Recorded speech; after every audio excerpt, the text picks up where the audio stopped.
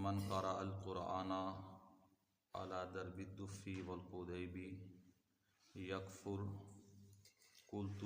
ويقرب منه درب الدف والقديب مع ذكر الله تعالى ونعت المصطفى صلی اللہ تعالی علیہ وسلم وقذ التصفیق علی الذکر۔ حضرت ملا علی قاری رحمہ اللہ تعالی آپ نے خلاصہ کے حوالے سے یہ مسئلہ نقل کیا ہے کہ جس شخص نے قرآن مجید فرقان حمید کی قرات دف کی تال پر کی یا قذیب کی تال پر، یعنی پرانے زمانوں کے اندر کانے وغیرہ لے کر اس کے ساتھ کانے بجایا کرتے تھے، تو فرمایا یکفرو، تو ایسا کرنا کفر ہے، ایسا شخص دائرہ اسلام سے نکل جائے گا۔ اور ساتھ ہی ملا علی قاری فرماتے ہیں کہ اور اسی کے قریب ہے کہ اگر کوئی دف پر یا ان کانوں پر اللہ کا ذکر کرتا ہے یا نبی کریم صلی اللہ تعالی علیہ وسلم کی نعت پڑھتا ہے تو یکفرو، تو ایسا شخص بھی کافر ہو جائے گا۔ اور فرمایا وقذ التصفیق علی الذکر، اور اسی طرح تالیاں بجانا ہے ذکر پر، اللہ تعالیٰ کے ذکر پر یا نعت مصطفیٰ پر اگر کوئی تالیاں بجاتا ہے تب بھی فقہائے کرام نے اس پر کفر کا فتویٰ دیا ہے۔ یہ وہ چیزیں ہیں کہ جو آج کل ہمارے معاشرے کے اندر تقریباً رائج ہو چکی ہیں، اور ان چیزوں کو غلط بھی شمار نہیں کیا جا سکتا، نہ ہی لوگ کرتے ہیں، کیونکہ ایک تو لا علمی کی وجہ ہے، اور دیکھا بدیکھی کہ جس طرح لوگ کرتے ہیں شریعت کے مسائل پوچھنے کے بغیر ہم بھی انہی کے ساتھ چل پڑتے ہیں، تو یہ قرآن مجید فرقان حمید کی تلاوت ہو گئی یا نعت مصطفیٰ صلی اللہ علیہ وسلم ہو گئی، اللہ تعالیٰ کا ذکر ہو گیا، تو اگر ان چیزوں کو ایسی دف کے ساتھ کیا جائے یا آلات موسیقی، دف تو یہ آلات موسیقی میں سے ایک سب سے ایک کم درجے کا ایک آلہ ہے، دف کے اوپر پھر ڈھول آ جاتا ہے، باجے آ جاتے ہیں، اور جتنے بھی آلات موسیقی ہیں وہ سارے اعلیٰ قسم کے ہیں، تو یہ ایک ادنا قسم کی مثال فقہائے کرام نے دی ہے۔ تو اعلیٰ قسم کے موسیقی کے آلات کے ساتھ اگر کوئی شخص نعت مصطفیٰ پڑھتا ہے، اللہ کا ذکر کرتا ہے، قرآن مجید فرقان حمید کی تلاوت کرتا ہے، تو ایسا شخص بطریق اولا پھر کافر ہوگا۔ تو ہمارے یہاں ہوتا کیا ہے کہ ایک جو دف کی روایت ہے کہ نبی کریم صلی اللہ تعالی علیہ وسلم جب مکہ المکرمہ سے ہجرت کر کے مدینہ طیبہ تشریف فرما ہوئے، اس وقت کچھ بچیوں نے دف بجا کر آپ کا استقبال کیا، تو وہ دلیل کے طور پر آج کل لوگ پیش کرتے ہیں کہ جی دیکھیں دف بجانا جائز ہے کہ نبی کریم صلی اللہ علیہ وسلم نے منع نہیں کیا۔ تو ایک شریعت کا ایک اصول ہے، یہاں پر ذہن میں رکھنا چاہیے۔ اعلیٰ حضرت علیہ الرحمٰ نے فتاوی رضویہ کے اندر اسی بات پر کافی تفصیلی گفتگو فرمائی ہے، اور یہ فتویٰ دیا ہے کہ دف بجانا کس کو جائز ہے اور کتنا جائز ہے۔ تو وہاں پر اعلیٰ حضرت علیہ الرحمٰ فرماتے ہیں کہ فقہائے کرام نے جو اصول بنائے ہیں احادیث مبارکہ کی روشنی میں، قرآن کی روشنی کے اندر جو اصول بنائے گئے ہیں، وہ اصول یہ ہیں کہ کوئی بھی حدیث مبارکہ ہے، کوئی بھی حضور کا فرمان ہے، حضور کا فرمان جس وقت، جس موقع اور جس محل کے ساتھ خاص ہے اسی کو خاص ہی سمجھا جائے گا، اس سے ہم عام مطلب نہیں لے سکتے۔ تو یہاں پر اعلیٰ حضرت علیہ الرحمٰ فرماتے ہیں کہ تمام فقہائے کرام کے نزدیک اب دف کا جو حکم ہے، دف اس وقت چھوٹی بچیوں نے بجائی، چھوٹی بچیوں نے دف بجائی، اس لیے اب بھی اگر چھوٹی بچیاں جو نابالغہ ہوں اور مشتہات بھی نہ ہوں، یعنی جنہیں دیکھ کر غلط نیت بھی نہ آتی ہو، ایسی چھوٹی بچیاں ہوں، تو وہ اگر دف بجائیں تو اس میں بھی کیا ہے، قلیل مقدار کے اندر، یہ نہیں کہ سارا دن بجاتی رہے، کیونکہ اس وقت بھی قلیل مقدار میں ہی دف بجائی گئی تھی، اس کے بعد دف کا کہیں سے حکم ثابت نہیں ہے۔ یعنی نبی کریم صلی اللہ علیہ وسلم کی پوری مبارک زندگی کے اندر، مدینہ طیبہ کی زندگی دیکھ لیں یا مکہ شریف کی زندگی دیکھ لیں، ایک ہی مرتبہ بچیوں نے دف بجائی اور حضور نے منع نہیں کیا، اور وہ بھی چھوٹی بچیاں تھیں، اور وہ بھی باقاعدہ دف بجانے والی نہیں تھی۔ اور یہ بھی حکم ہے کہ ایک تو وہ پیشہ ور ہیں جو دف بجانے والیاں ہیں، چاہے وہ بچیاں ہوں، عورتیں ہوں، کوئی بھی ہوں، وہ بھی مطلقاً ناجائز و حرام ہے۔ صرف چھوٹی بچیاں اور ان کا یہ پیشہ بھی نہ ہو، اگر کسی خوشی کے موقع پر قلیل مقدار کے اندر وہ دف بجا لیں تو صرف اس کی اجازت ہے، صرف اس کی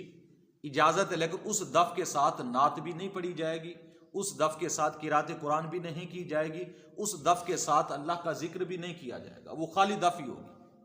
اس کے علاوہ اس کے اندر بالکل بھی گنجائش نہیں ہے۔ اس لیے ڈھول بجانا یہ بھی ناجائز و حرام ہے، اس کی بھی اجازت ذرا سی بھی نہیں ہے۔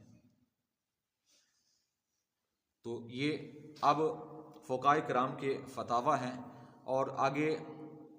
ملا علی قاری اور بھی دیگر مسائل جو ہیں وہ بیان کرنے کے بعد بتا رہے ہیں کہ ان کے اندر اختلاف بھی نہیں ہے فقہا کا۔ ایک تو مسئلہ یہ ہوتا ہے کہ ایک مسئلہ جی اختلافی ہے، فلاں نے اس کے اندر اختلاف کیا ہے یا فلاں علماء نے اختلاف کیا، کہ یہ متفق، یہ وہ یعنی کفر کے جو مسائل ہوتے ہیں یہ تقریباً متفق علیہ ہوتے ہیں، تمام کا اس پر اتفاق ہوتا ہے، کیونکہ یہاں تک بھی فقہائے کرام نے فرمایا اور احادیث مبارکہ کے اندر بھی آیا ہے کہ اگر کسی کے ہاں کسی نے کوئی جملہ کہا، کسی نے کوئی بات کہی، تو اس کے اندر اگر اس کے 99 مطلب جو ہیں وہ کفر کے بنتے ہوں، ایک شک ایسی ہو، ایک توجیہ ایسی ہو کہ وہ ایمان والی ہو، تو اس پر فتویٰ ایمان ہی کا دیا جائے گا، کفر کا نہیں دیا جائے گا۔ تو کفر کا فتویٰ ہمیشہ اس وقت دیا جاتا ہے کہ جب کوئی اور صورت نہ نکل رہی ہو۔ تو اب اس سے یہ نہیں ہے کہ معین، یعنی یہ جو ہمارا اب درس شروع ہے اس میں کسی کو کافر بنانا، یہ بار بار میں بات کر رہا ہوں، یہ کسی شخص معین پر فتویٰ نہیں ہے۔ یہ فقہائے کرام نے جو چیزیں بیان کی ہیں، ہمارے بزرگان دین نے، وہ یہ چیزیں ہیں، اور ان سے ہم نے اپنے آپ کو بچانا ہے تاکہ ہمارا ایمان سلامت رہے۔ اگر اس کے اندر تعویل کر کے، کھینچ تانی کر کے اگر کوئی بندہ اسے کفر سے بچا ہی لے تو کم از کم اس کا جواز پیش نہیں کر سکتے کوئی بھی۔ اور میرے نبی کریم صلی اللہ تعالی علیہ وسلم کے وہ فرامین بھی ہمیں اس وقت سمجھ آئیں گے کہ میرے آقا علیہ الصلوۃ والسلام نے فرمایا قرب قیامت کے اندر ایسے ایسے فتنے آئیں گے، ایسے ایسے فتنے ہوں گے کہ صبح کو بندہ مسلمان ہوگا، شام تک کافر ہوگا، جو شام کو مسلمان ہوگا صبح تک کافر ہو جائے گا، ایمان سے ہاتھ دھو بیٹھے گا۔ اور میرے نبی کریم صلی اللہ علیہ وسلم کا ایک اور فرمان ہے، آپ علیہ الصلوۃ والسلام نے فرمایا قرب قیامت کے اندر ایسے لوگ آئیں گے اپنی بیویوں سے زنا کریں گے، اپنی بیویوں سے، یعنی یہ جملہ بھی بہت سخت جملہ ہے اگر ہم سمجھیں تو، کیونکہ بظاہر تو بیوی ہوگی لیکن نکاح ختم ہو گئے ہوں گے، پتہ نہیں چلا زبان سے کوئی ایسا جملہ کہہ دیا، کوئی ایسی چیز کر دی کہ جس کی وجہ سے اس کا ایمان ہی ختم ہو گیا، تو جب ایمان ختم ہو گیا تو بیوی نہیں رہی، اس کا نکاح بھی ختم ہو گیا۔ یعنی نکاح کا تعلق ایمان کے ساتھ ہے، جب تک ایمان قائم ہے اس وقت تک نکاح بھی قائم ہے، بیعت بھی قائم ہے۔ تو جب ایمان ہی سلب ہو گیا ہے، ایمان ہی چلا گیا ہے، تو پھر کیا بچا؟ اس لیے یہ چیزیں ہم نے ان چیزوں کے اندر بہت احتیاط کرنی ہے، کیونکہ آج کل جو سوشل میڈیا کا دور ہے، ہم کیا کرتے ہیں کہ جی نیٹ کھولا تو اس کے اندر یہ ساری چیزیں جو ہیں وہ آ جاتی ہیں، تو ہم نے کیا کرنا ہے کہ ان چیزوں سے اپنے آپ کو بچانا ہے۔ بلکہ اعلیٰ حضرت علیہ رحمہ یہ فرماتے ہیں کہ آلات موسیقی کے ساتھ نعت پڑھنا،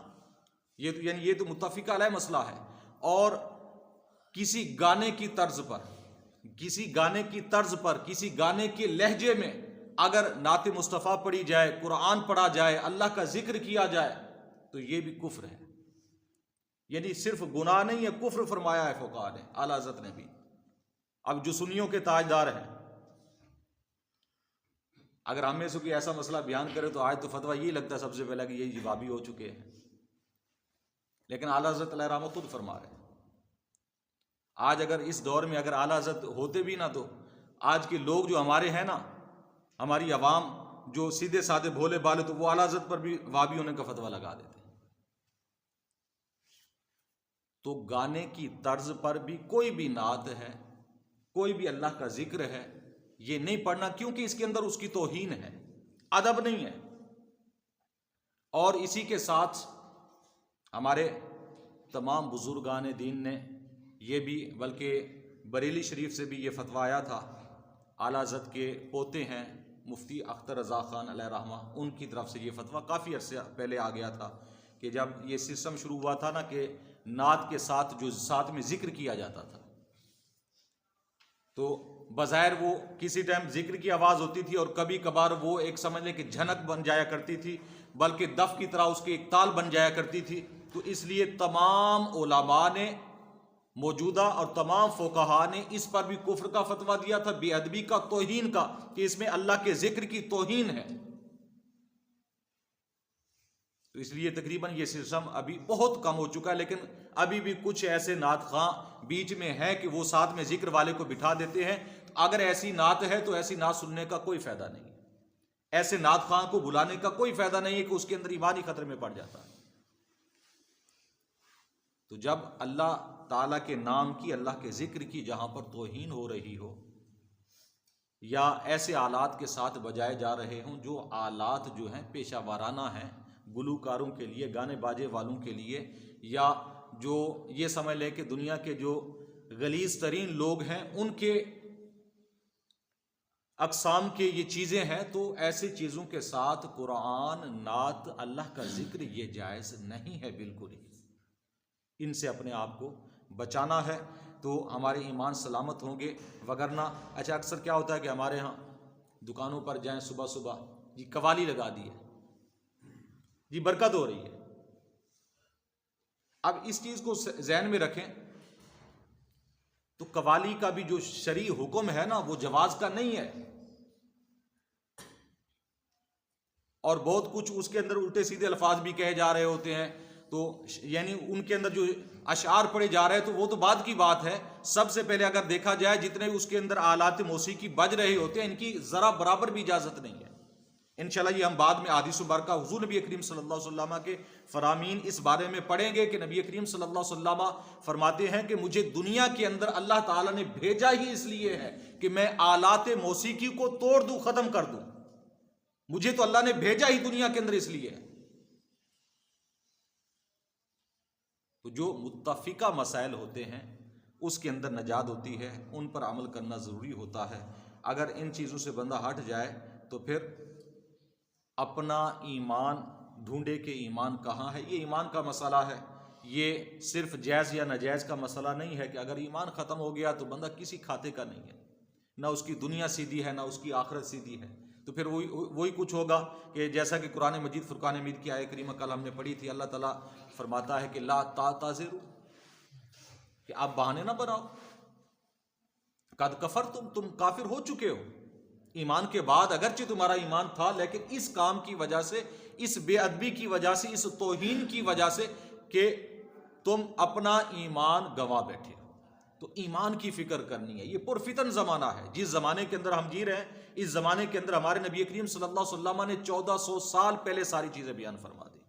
یہاں پر ایک اور اہم مسئلہ بیان کرتا چلوں کہ کیونکہ سوشل میڈیا بہت بڑا فتنہ ہے آج کے زمانے کے اندر، بہت بڑا فتنہ۔ ہماری تقریباً آج کی نوجوان نسل جو اس فتنے میں پڑ گئی ہے ان کے ایمان سلامت نہیں ہے، خدا کی قسم۔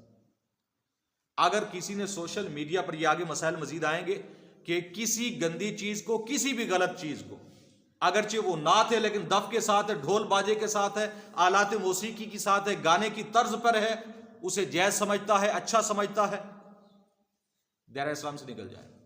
کسی بھی ناجائز چیز کو، کسی بھی حرام چیز کو، کسی بھی غلط چیز کو لائک کرتا ہے۔